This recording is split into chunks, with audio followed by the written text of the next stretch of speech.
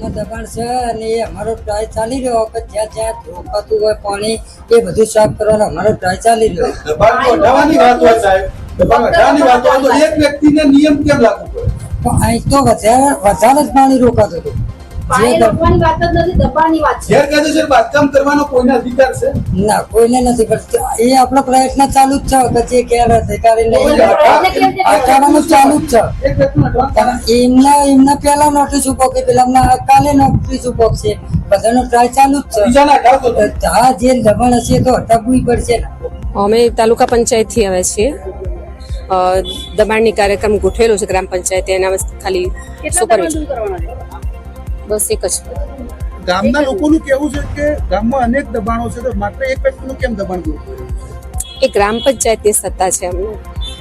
એટલે ગ્રામ પંચાયત કરી શકે, બીજા કોઈને સત્તા નથી.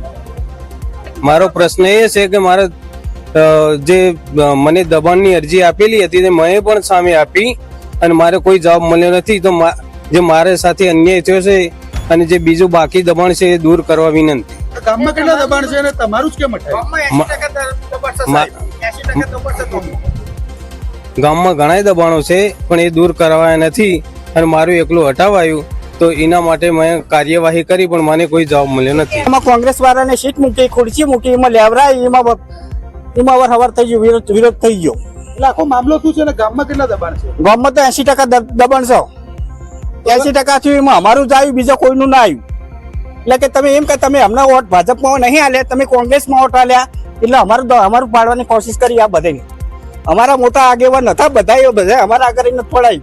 અમે એમને સપોર્ટ આલ્યો ને તો અમારો સપોર્ટ કોઈને આલ્યો નહીં. ભાજપનો વોટ આપો દબાણ ન તૂટે. હા, કે ભાજપમાં વોટ આલો તમારો દબાણ નહીં તૂટો.